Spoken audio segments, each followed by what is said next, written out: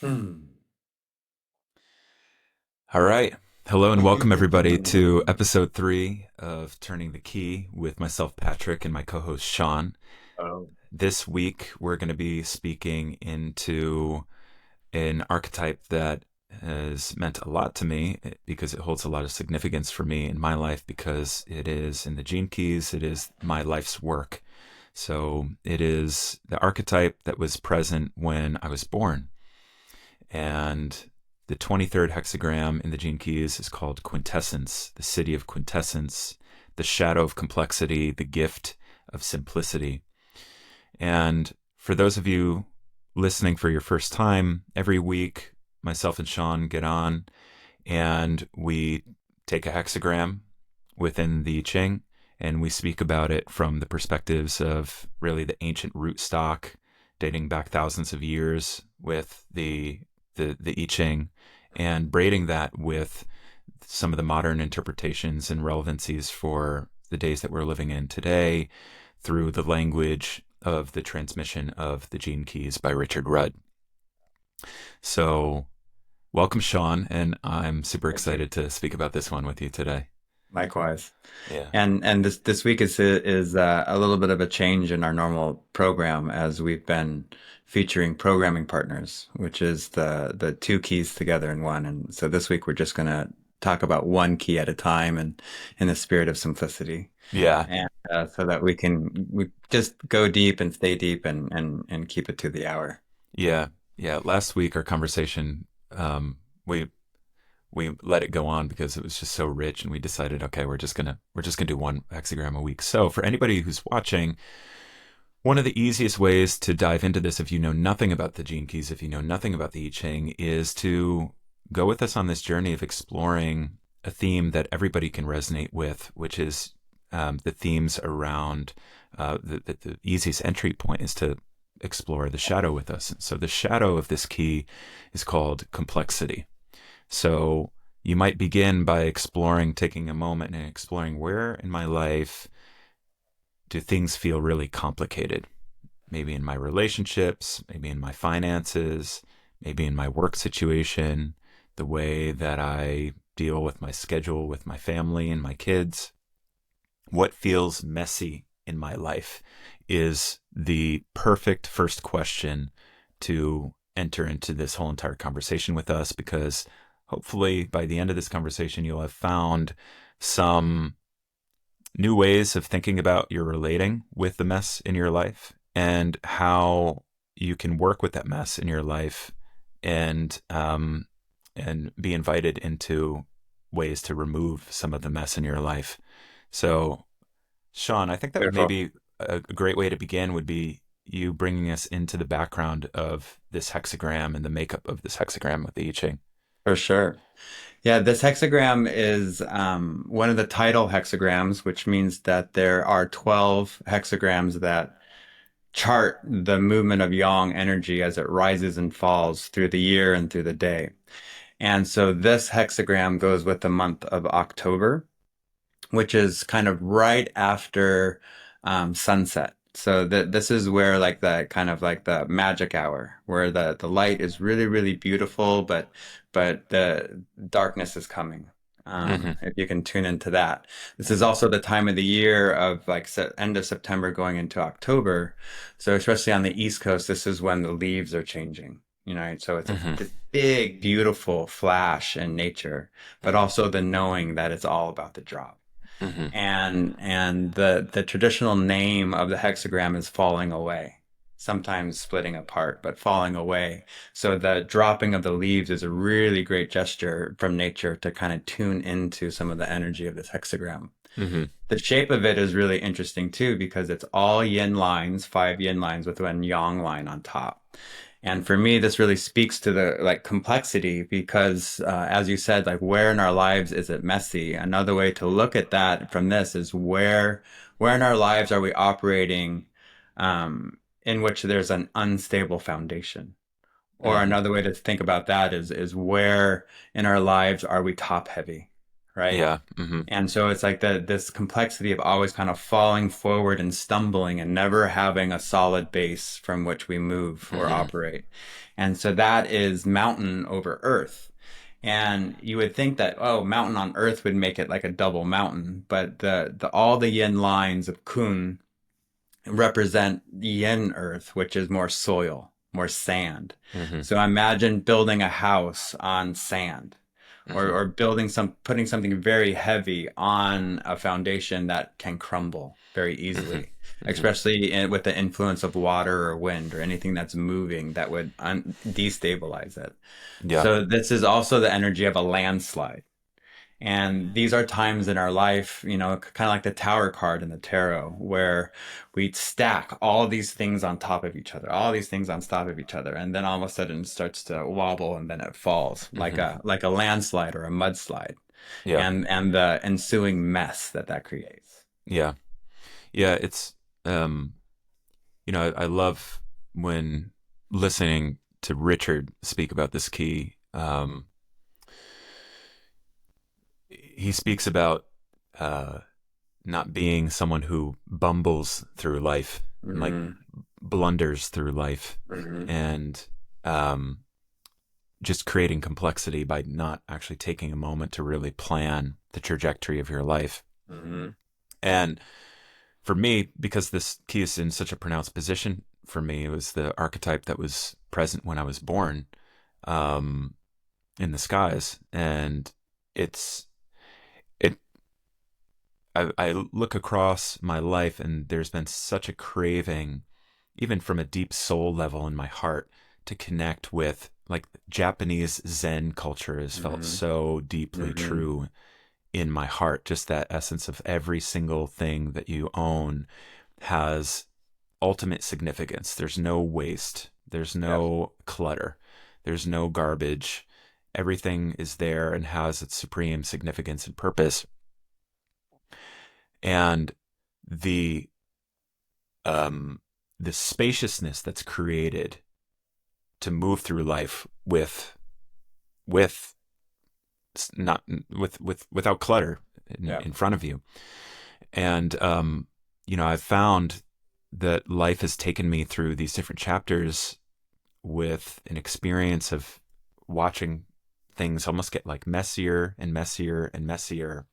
Kind of like one becomes two, two becomes four, four becomes eight, eight becomes Hmm. 16. Hmm. And um, that would happen when I would allow myself to kind of do what sort of this like false surrender, like not necessarily leaning into. There's a difference between leaning into the current of wherever life is taking you, and then just kind of unconsciously allowing life to just blow you around like a trash bag in the wind. Right. There's a Right. difference between those two experiences.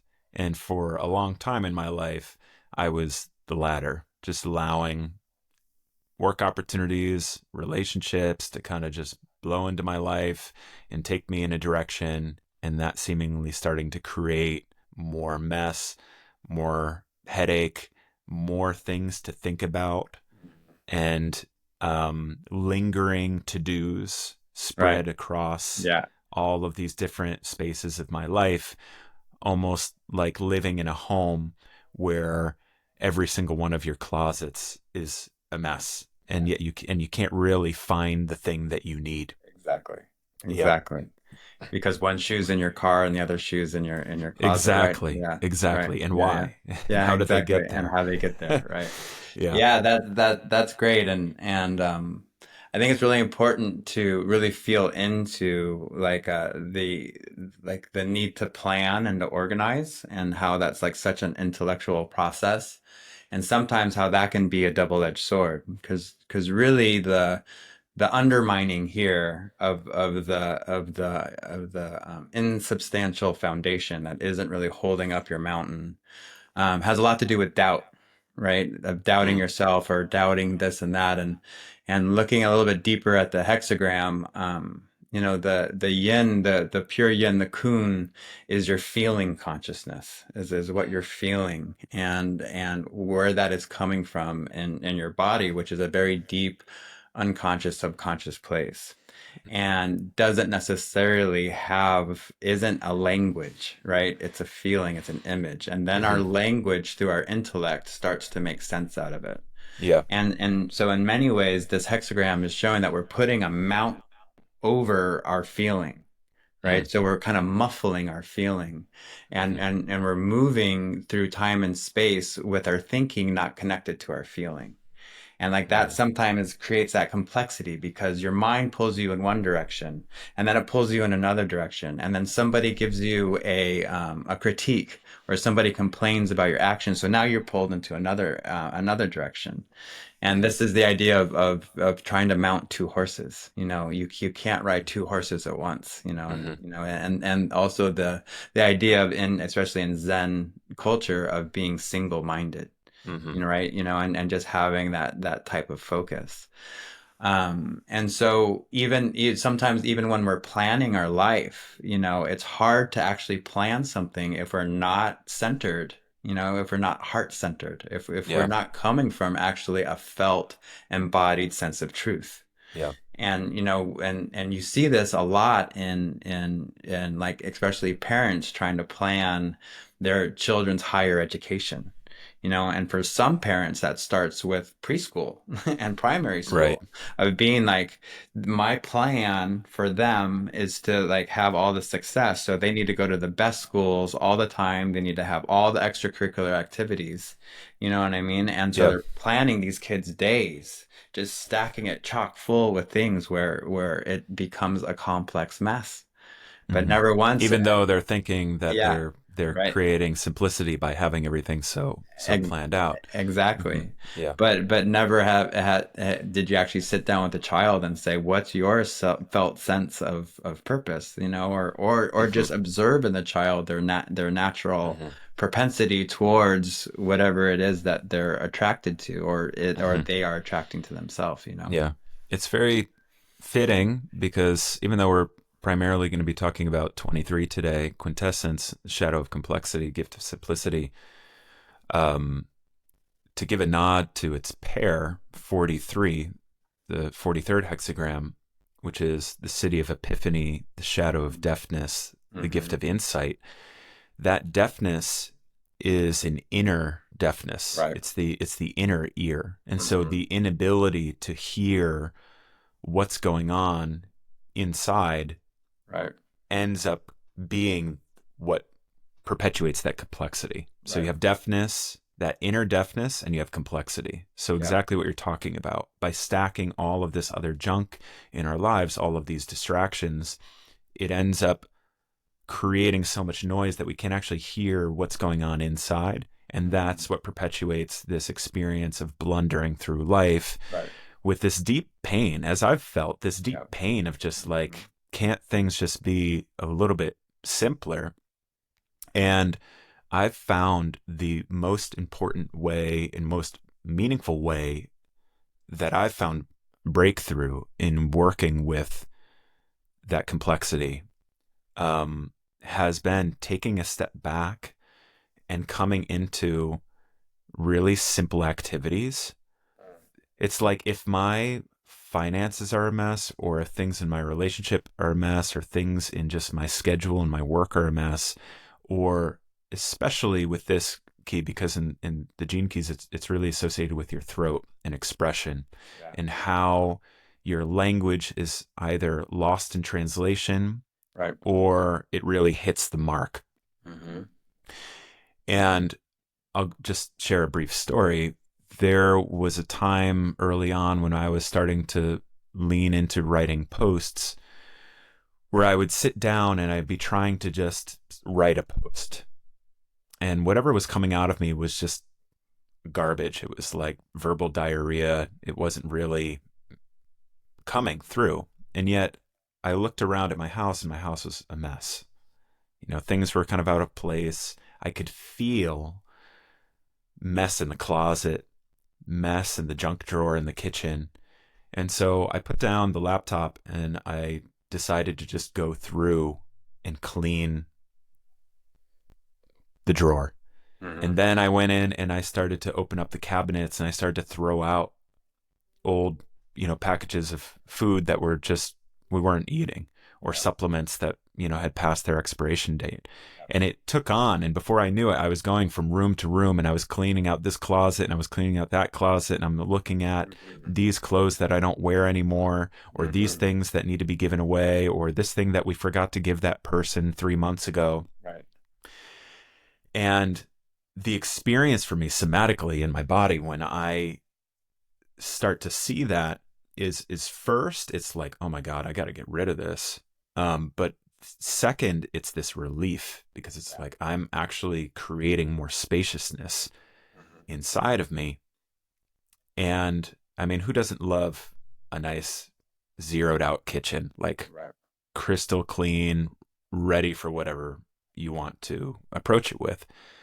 And so I went and did that for almost half a day. I thought that I was just going to take a moment and clean the kitchen. There I was cleaning half of my house and out the closets and Right. taking trash bags outside.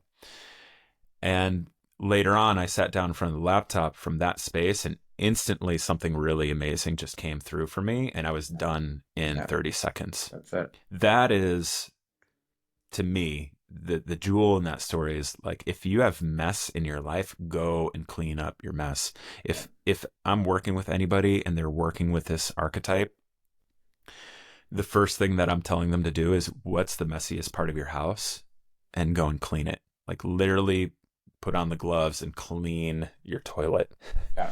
Like literally go into your closet and empty it out of the clothes that aren't there for you anymore, because it's Right. through that reduction process Yeah. that you're creating spaciousness for it's the pair of the 23rd hexagram 43, which is, and the gene keys is named breakthrough, is like Yeah. the Right. subtitle of it, Yep. breakthrough. You're creating the conditions for breakthrough Yeah. because life can actually find you through that Yeah. mess. Exactly. That epiphany can actually meet you because you don't have this web of this clutter Right. Clutter. that's preventing this divine inspiration to come down in Exactly right. and open you up and transform you in your life. Yeah. So it to me, this hexagram 23 really is, again and again, just comes back to chop wood, carry water, clean your room, make your Yeah. bed, and so Yeah. on. Yeah. Decluttering your life, and that is like such an important piece. And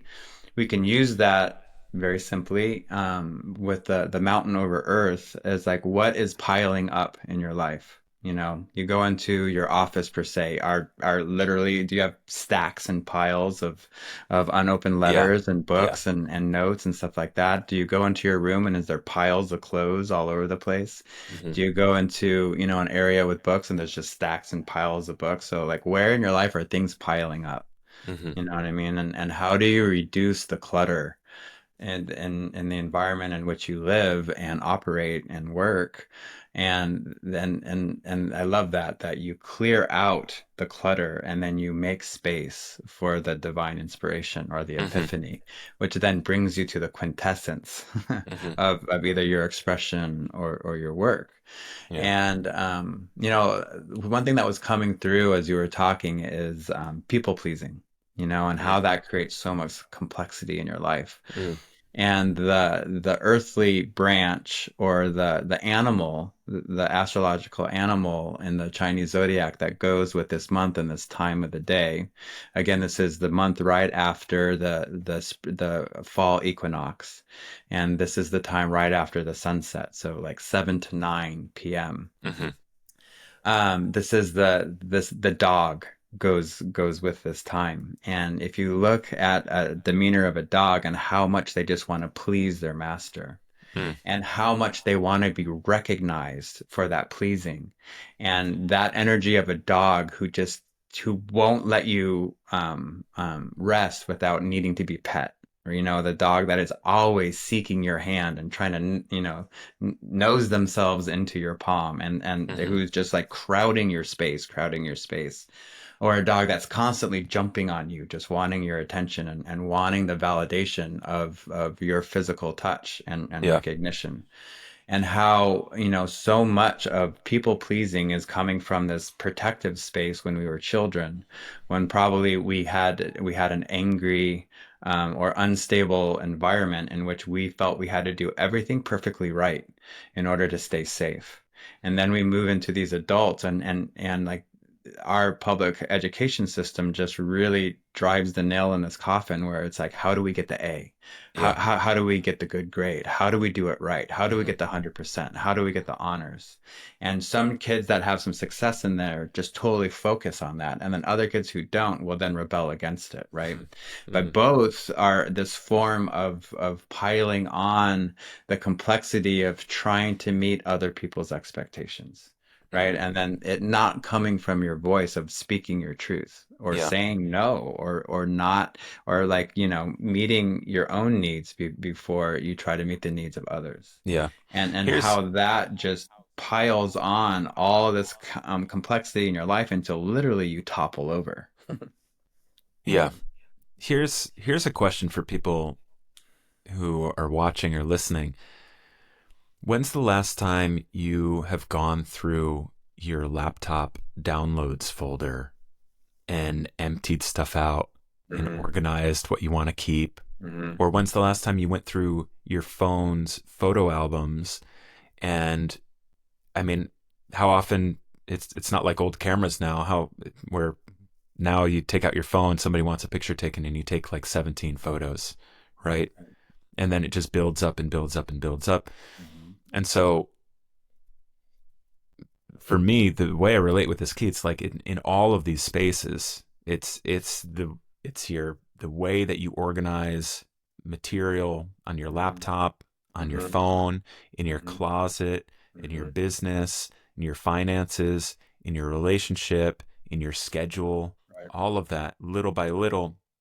When you start to look at it all, it can be overwhelming Yeah. at first because when you start to actually allow yourself to see the amount of complexity in your life, and then if you expand beyond your own personal life and you start to look at things, um I mean, I know this as a homeowner, I look across the land and I see, here's this thing there, there's that thing there, I got to take care of this tree or this old wood that's there, et cetera, et cetera. And then you expand even beyond that and you go into like a town, or especially if you're in a place like where I used to live in New York City, the mess. Who's going to clean all of that up? And you can grow that even further where you look at our entire planet and it's like, who's going to clean all of that up? And there's so much campaigning around how do we clean up the planet? How do we restore Mother Earth to her natural vibrancy without all of this pollution? And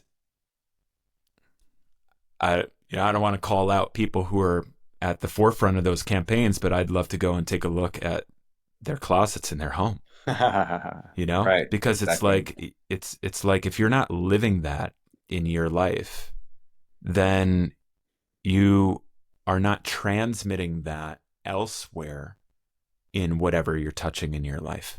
Exactly. It all is actually ultimately just smoke and mirrors. And that's not that you can't make an impact or be supportive of that mission, Hmm. but it comes from the quintessence, which is it is in your bedroom. It Yeah. starts in your kitchen. All Yeah. of this work to be a better human, to build a world where there's more love, more connection, more fulfillment, more purpose, more ease, less violence, all of that, every single part of that begins in the home. And this is what I love about Quintessence, because it's like it come back to the simple. How do you eat food?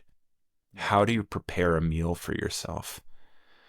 How do you make your bed in the morning? Do you make How your do bed in the do morning? you make your bed in the morning? How if you garden, what is, and it's like every little bit, it's how much care and attention do you put to a clean life. And there's a shadow aspect to consider of that, because it's like the two, to me, the two aspects of the spectrum of the shadow are, you can have the neat freak, energy that is Hmm. actually so afraid of complexity that ends up trying to annihilate any mess wherever you see it. And that is also not it, Right. because you're never going to create simplicity by fearing complexity. Right. It's actually just being able to relate with complexity in a way where you acknowledge its presence and its inevitability as a fundamental part of the human experience and existence, but that you can work with that and bring that simplicity, that reductionary attention and care to it. Yeah. And then on the other end of the spectrum, you have just the total mindless, like coming into the house and just throwing things all over the place, and Like a teenager. like a teenager. Exactly. Yeah, for sure.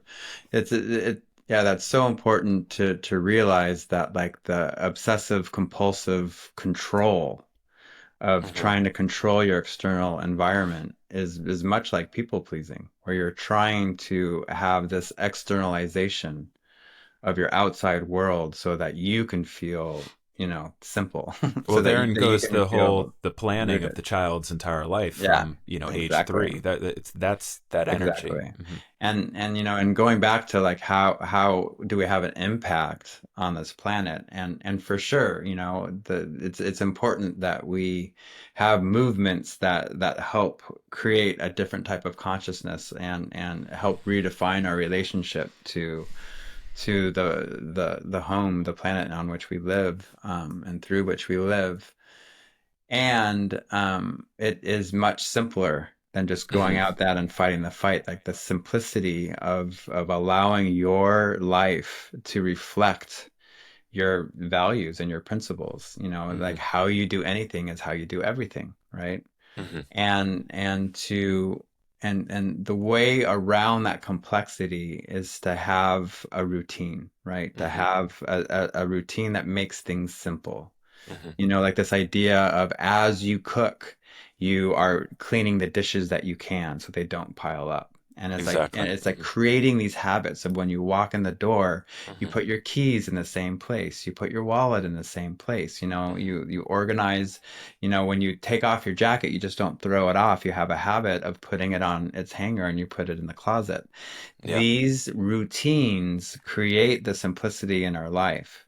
However, that just makes the space in which life then flows. But it's Hmm. really easy then to get, again, top heavy, to get fixated on the intellectual thinking just about the routines. And Hmm. so life can't become the routine, right? Exactly. The Yeah. routine has to set the stage to create the simplicity, which is space, right? Hmm. And just like what you experienced with your you eliminated the piles in your life, and then all of a sudden the inspiration came through.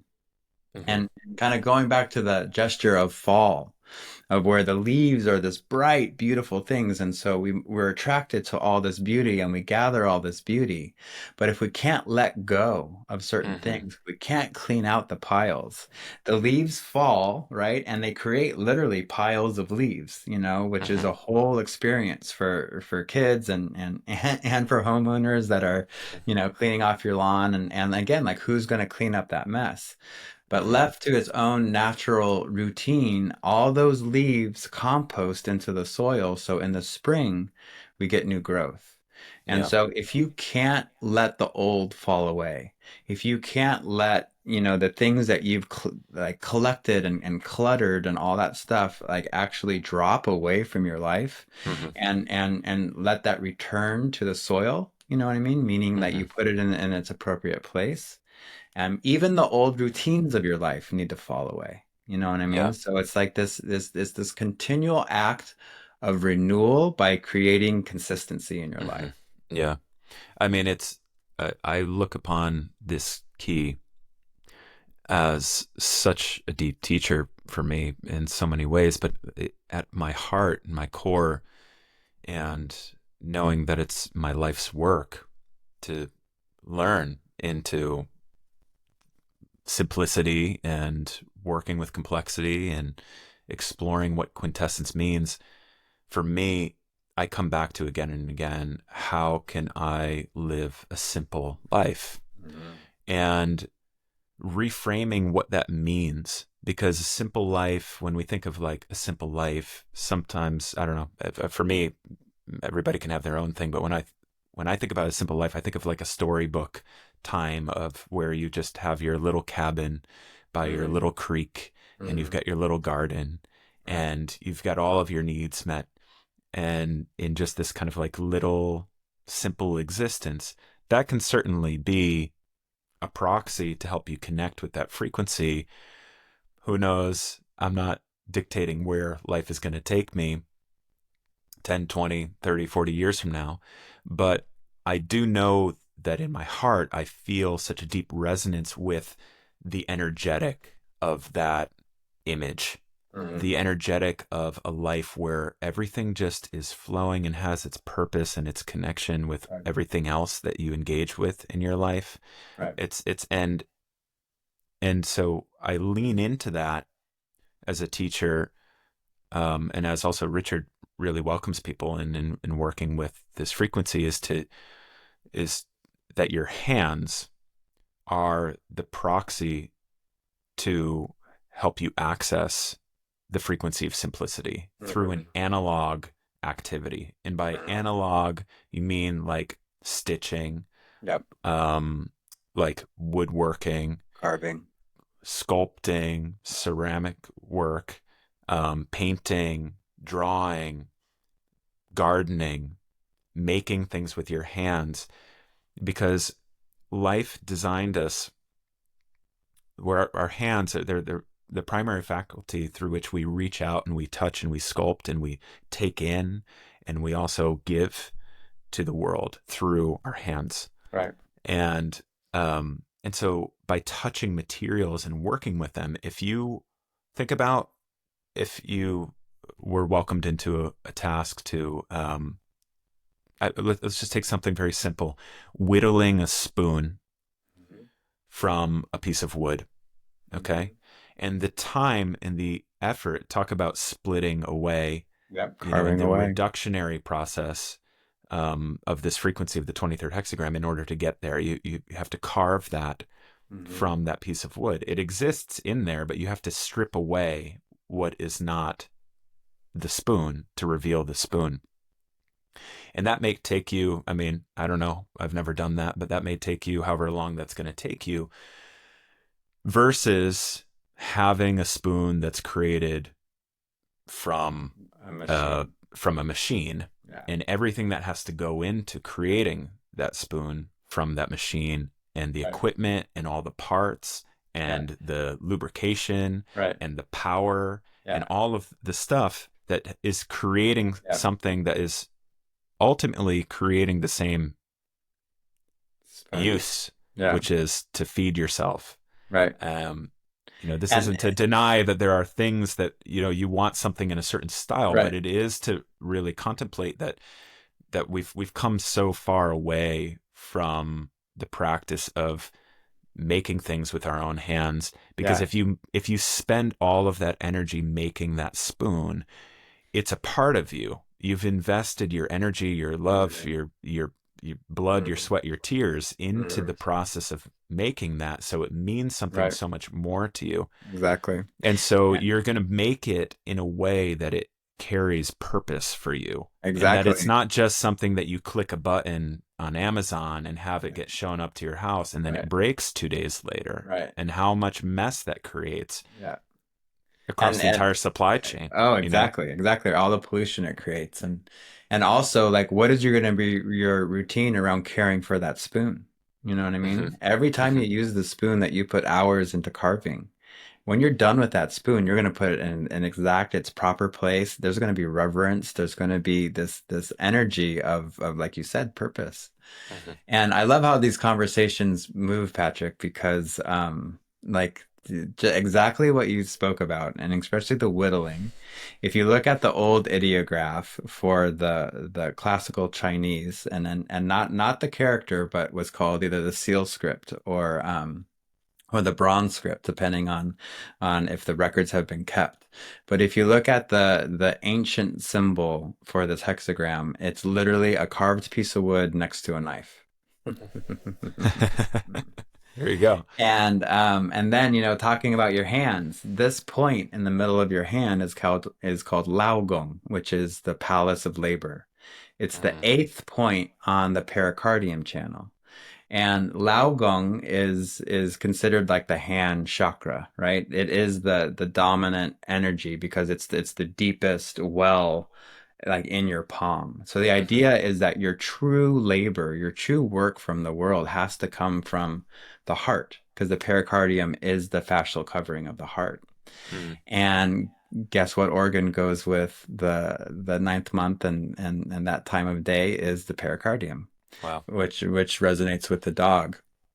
And so the interesting thing is about the pericardium is again it's the fascial covering of the heart. So it's connected deeply to the lungs and it connects right down into like a little bit to the I'm sorry, to the left in your solar plexus, connecting to the diaphragm.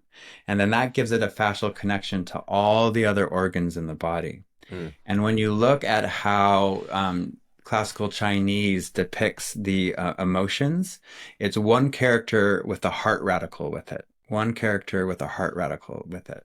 And mm, so it's literally your emotions that in Chinese medicine and other more kind of earth-based medical systems, your emotions are metabolized by your different organ systems. So anger and resentment is metabolized in your liver and your gallbladder. Grief is metabolized in your lungs.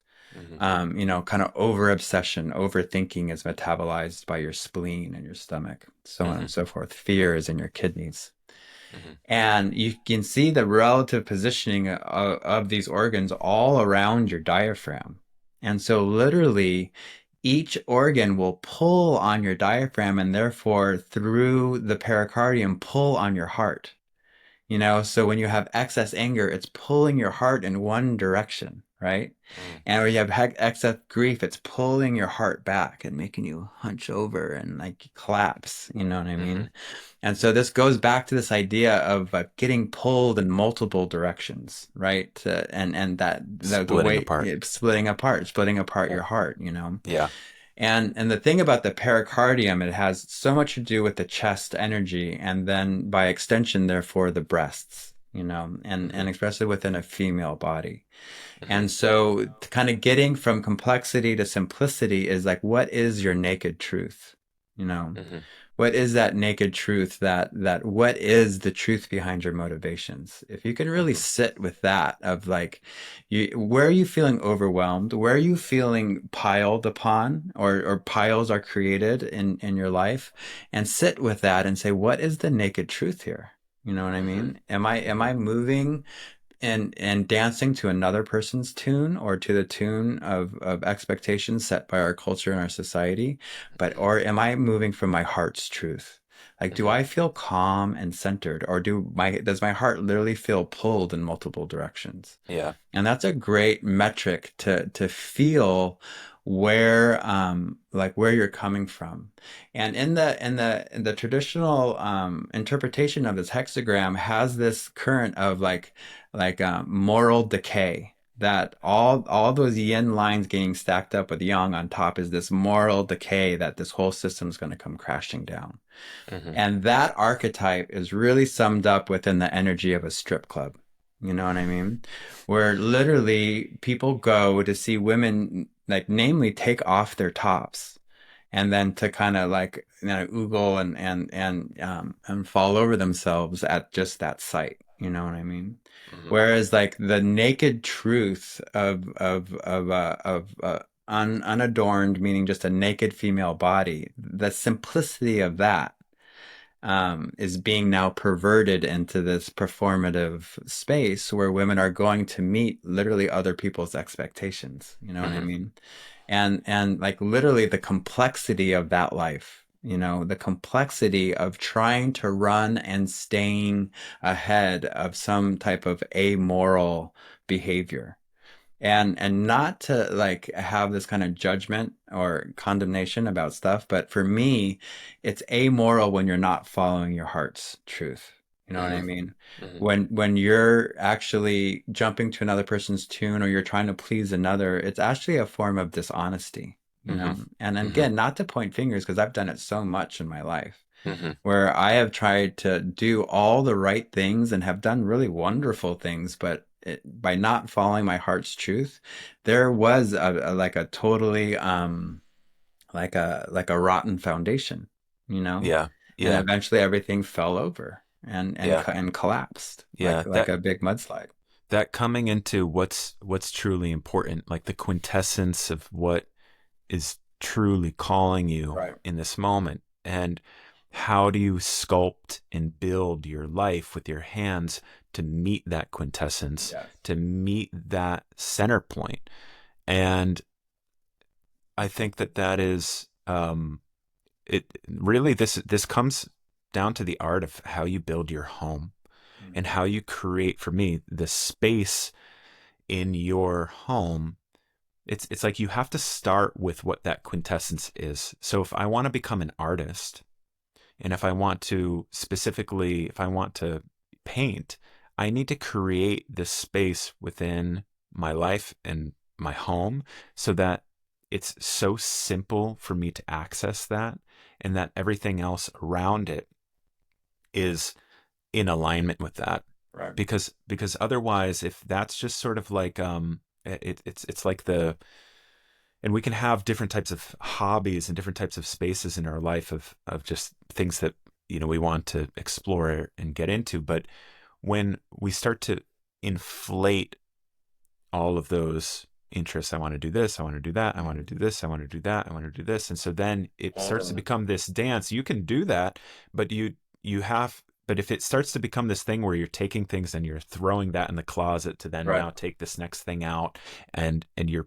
creating this way of living where you're just exchanging mess in and out of different spaces to satiate really something deeper within you that wants to feel expressed creatively, Yeah. and then coming into contact with that and say, hey, wait, do I need all of this in order for me to feel the deeper thing, the Right. quintessence of what I Right. actually want to feel, which is that I'm moving through my life in connection with an experience as a creator Right.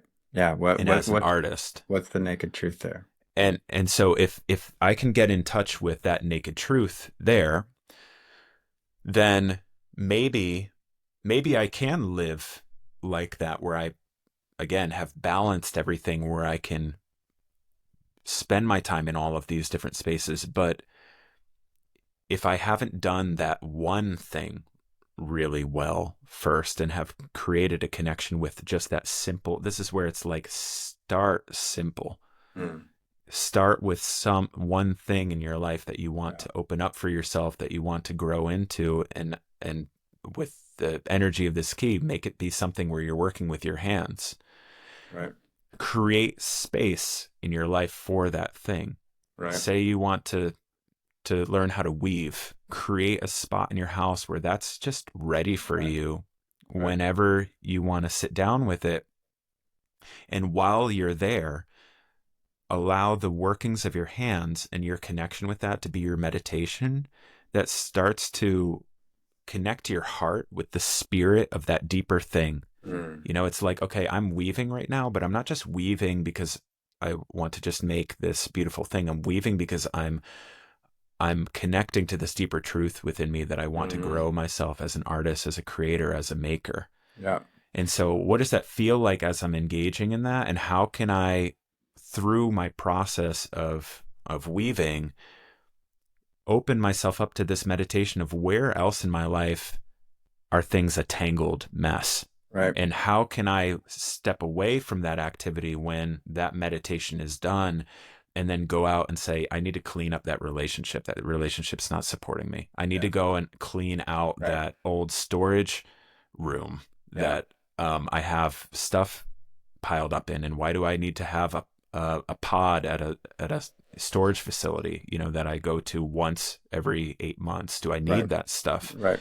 it is that reductory process, but if it feels too overwhelming to start to clean up the mess right off the bat, can you find one thing that doesn't involve a laptop or Right. a phone, something that's digital, but actually is something analog where you can work with your hands and connect with that as a teacher Yeah. to bring you back to a simple life? This is such a good point. And what it's inspiring in me is like when the pericardium is literally a tangled mess from all getting pulled in all these different directions, and you have all this emotional pile up.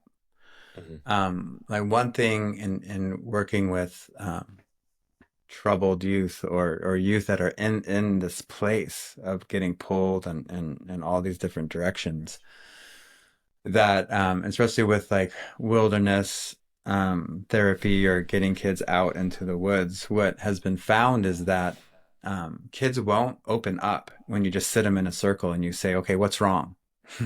Tell me what's going on. But if you put a craft in their hand, they start weaving or braiding, or they start organizing, or they start doing something, an analog behavior with their hand, then all of a sudden they start opening up and they start talking and using their voice, and they start detangling the mess of emotions that are in their life. So this working with their hands and using the pericardial energy to create work and to create a job or to complete their work in this world helps to untangle that emotional feeling, Hmm. and Hmm. that you're holding in your chest. And Yeah. so, if you have an issue or a problem and you can't necessarily solve it with your mind through this logic or this reasoning or that type of deduction, then do something with your hands, Hmm. whether it's an art or music or a craft or cleaning up. And then as you clean up or as you create, then the epiphany comes, right? Yeah. Then you get to the quintessence of what you're working with, and then the understanding like comes to you. And Well, it's that's what I'm talking about with that, like while you're weaving and yeah, crafting, right. you're creating the energy field Yes. for the epiphany, the Yeah. insight to drop Yeah, in, right. because you're allowing yourself, by being in touch with, again, removing the noise of like the other complexities of your life, getting in Hmm. touch with the simple. How does it feel as I move the fabric with Right. my hands? Yeah. And that starts to, what does it start to do? It starts to bring this openness in our inner ear. We can Yeah. start to hear more deeply what's going on inside of me right now. Yeah. And at some point, I'm so attuned to the motions of the knife or the weaving that that's happening. And then now the rest of the world starts to kind of fade away. And now I'm starting to connect in with my inner world, and I can hear that. And then I can hear that whisper that has been there all along, but because of all the other mess in my life, I haven't been able to hear it. But now, because I can hear it, I can get up from that table of that craft and say, okay, I need to go and end that friendship, Yeah. or I need to go and step away from that That job habit. or that habit. Hmm. Yeah, for sure. And I love the way that you were saying, like, the housekeeping part of it. And when you look at the pericardium, its relationship to the dog, like a good frame is to say, how do I respond when somebody comes to my house? And think of the different ways a dog may respond, right? Hmm. It's like it just jumps all over your guests, trying to get its approval and get its attention, like Hmm. literally just bowing them over with like trying to lick them and trying to get them Hmm. to pet them and try to get them to Hmm. validate them. Or is it the other extreme? Is it growling and biting and like, putting up the guard dog energy, keeping people away? Hmm. What is your natural movement when somebody arrives at your house? Hmm. Ideally, the dog is well behaved, meaning it responds to the master, right? And it Hmm. responds to these loving, caring routines that placed inside of it a sense of its own felt sense of control, its own felt sense of safety in relationship to the master being our heart's truth, our naked Hmm. truth.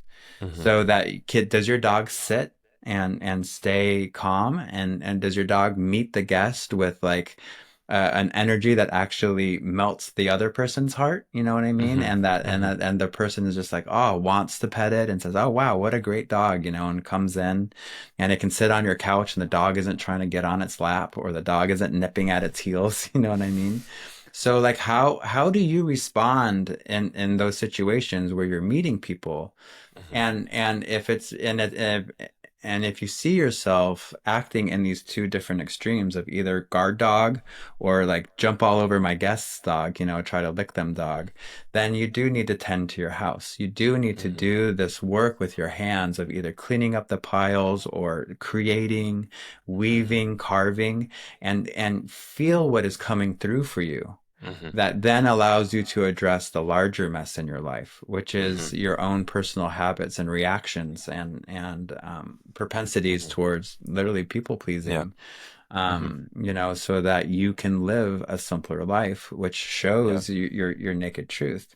And Yeah. then the beautiful part of quintessence and all this imagery around carving is this, you know, Michelangelo and you know the statue of David, right, which is like this huge piece of granite, Hmm. and the ability to look into this like clump of something and allow it all to fall away in your mind, and then you see the quintessence of wants to move through it, and Hmm. that's how the carving happens, right? Yeah. It's not Yeah. like trying to carve it in a certain way. It's literally knocking away that which doesn't belong and Yeah. letting it fall away, and then the actual sculpture comes through, Yeah. right? Yeah. Yeah. Removing that which doesn't belong. I mean, his quote is Hmm. literally like when people asked him about the statue of David, he just said, it was simple. I just removed everything that was not David, you know, Exactly. and Right. that's the spirit. But because he had that connection to the quintessence all along, he was able to Hmm. do that. So Right. this is where here's a quintessence practice for you. Find one word of something that you want to call in for yourself in your life. Hmm. Artist, lover. Hmm. Make that one word your teacher. Write it on a piece of paper or someplace in your home where you can see that word again and Hmm. again and Hmm. come back to that and say, how can I remove everything from my life that is not Not that? that. Right. Right. Okay, artist is my word.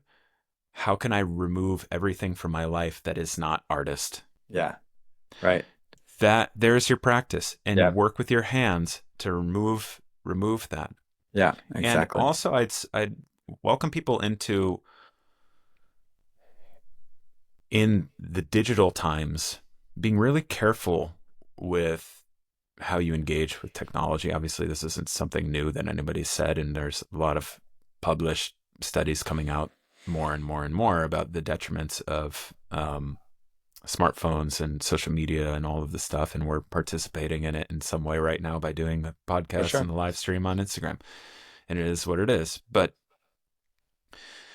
I kept on having this imagery during this chat about thinking about like a New York City subway in commute hours. And the experience now when you get on that subway where 99% of the people are just like this On their phones. on their phones, tapping, tapping, tapping, tapping, tapping. This motion Yeah. or this motion. Yeah. Look how dead my hands look Right. when I'm doing this. Right. Look how dead Yeah. and constricted my Right. hands look Right. while doing this. Versus if I'm carving something Yeah. and I'm moving and I'm sculpting or I'm weaving, Yeah. Right. Right. it's you can already see, and it's just right there. You can already see this, just like the the magnificence of the human hand, Yeah. the um the masterpiece that is the human hand Hmm. has been imprisoned by Very well said. Yeah. it almost looks like anxious twitching when you look at it this way, Right. right? Right. But if we're living our whole lives as now it's become in our world in this digital landscape where I'm sitting for 8 to 10 hours, or if you're a finance person working in investment banking, 16 hours a day Yep. like this, in spreadsheets, Right. that's complexity. That's complexity. And so And where and it's like, how can I, when if I'm even sitting at my laptop or I'm on my smartphone and I'm engaging with that, what's the quintessence of this activity that I'm engaging in? right. So I'm not just sitting and doing this, because what that creates is it there's this dissociation, and that starts to turn into buy now, buy now, buy now. Here's another thing that's coming into my life that's junk, Yeah. that wasn't created well, isn't going to last long. Mm-hmm. How I went in. Here's another story for you. I went over to my grandfather's house. My grandfather's passed back in 2020. My grandmother's still alive. And I went to go and visit her the other week. And I went downstairs into her basement. They have a very simple little home, a cute little home. And downstairs in the basement, my grandfather's wood shop. And seeing some of these tools and just the way that tools were created Right. before, Yeah. that they were created, a mallet was created to last a lifetime. Yeah. And it's this thing where you look at some of these advancements and even just the tools, we're talking about Right. carving and woodworking. Right. And as someone who loves woodworking himself, and I've built furniture, and I feel a deep call. I mean, sometimes I joke and I say that if things really, shit the bucket in the world, just find me in the woods of Japan learning how to build furniture and carve furniture. Um, but that it's like things have been built with the expectation that they're going to get thrown out in a certain number of years. Right. And Well, the planned obsolescence, right? it's the planned obsolescence. And so you can go into any vintage shop Mm-hmm. and go into the section where they have the tools and look at Mm-hmm. that stuff. Mm-hmm. Pick up a saw, pick Right. up a mallet, pick up a chisel that was made 100 years ago, and you can feel it in your hand Right. that thing is going to last. Right. It's not just kind of like tack welded by a machine and made out of this plastic material that's just going to degrade and snap and break at some point. Right.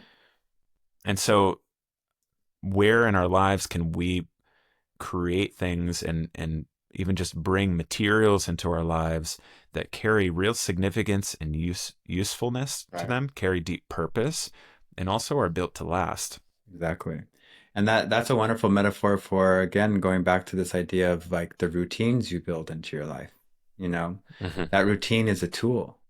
So how do you make that routine as simple and as streamlined as possible? That really speaks to the quintessence of creating a simple life that has space for life, right? Mm-hmm. Mm-hmm. And yeah, I love the way of like what you said, like remove everything and anything that's not that.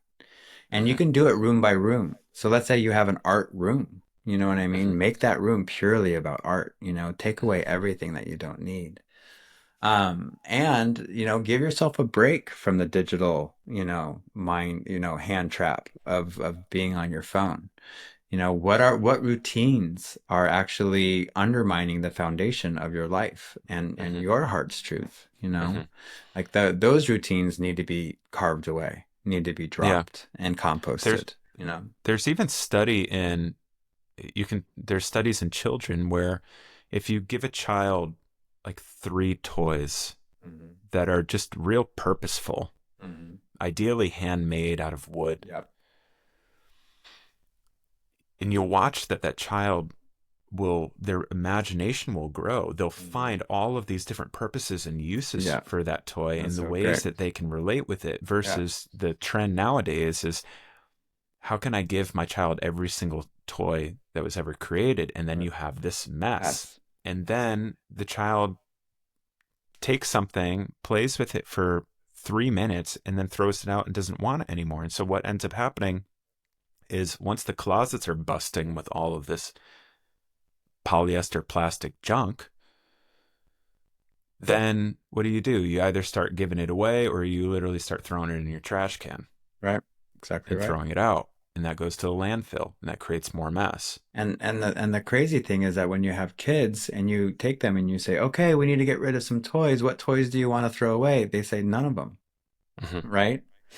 Because they're like, "No, I'm not throwing it." Even if they haven't even played with the toy for months or even years, it's like Hmm. there's this like immature, young, yeah, I mean immature, not maturated type of Hmm. energy that clings to that Hmm. pile because Hmm. somehow we need it, right? And even like even beyond just giving a child a simple toy, let them go out into nature. Like how many times have you seen a child pick up a stick? And that stick becomes the tool, the toy, the thing that they are now playing with, or like Hmm. rocks, or like all different, like very simple things that allows their imagination to then carve the experience of play that they want. You know what I mean? Yeah. And if you see a child, there's such a great example that if you see a child at play, everything else falls away. And they're perfectly in the state of play where their imagination is so real, it is real for them, right? Because they're Hmm. in that theta state where it's like they live in that imagination. So Hmm. whatever they're seeing into that toy, everything else has fallen away. And the quintessence of what they're playing with is just that naked truth for them. Hmm. You know what I mean? And so that's such a great suggestion, and or just analogy of just piling all these toys onto the kids so now they Hmm. don't have any imagination, Hmm. Yeah. Where in your life are all these piles of things that you wanted to try to play with but actually never got to the thing that you really wanted to do? Hmm. You know what I mean? Hmm. How can you do more with less? Yeah. Yeah, Yeah. totally. I think here's a quintessent way to wrap up this chat for today.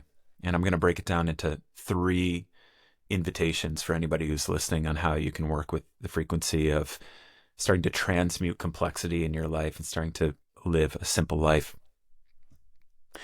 Step one, explore where you're either terrified of mess, Mm, aka a neat freak, right, or completely oblivious to mess and you just kind of throw things around right. your house without any conscious attention.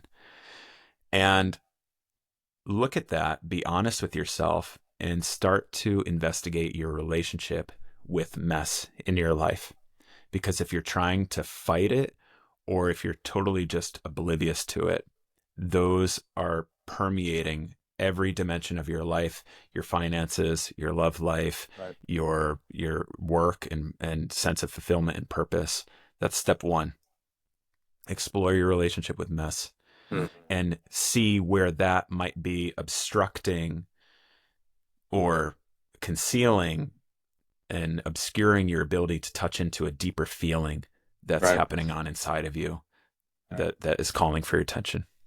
Step two, pick one word of something that you want to call in for yourself in your life: artistry, partnership, Stability.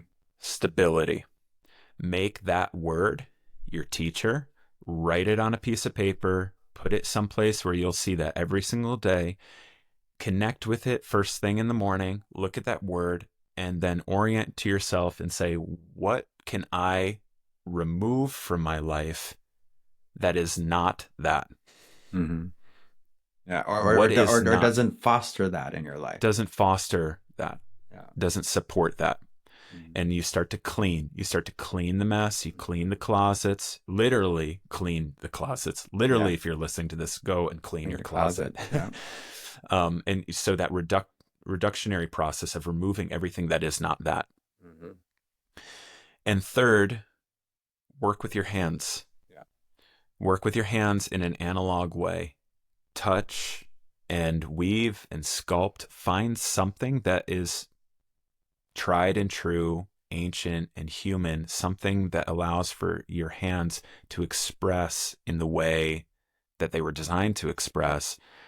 And even if it feels crunchy, if it feels inaccessible, allow that to be a meditation for yourself to connect with that frequency of quintessence and simplicity. Because as you start to show up to the weaving or the whittling or the sculpting time and time again, you can sit down in the chair at or at the canvas and say, I'm opening myself up while I'm working with my hands to listen to what's going on and happening inside of me.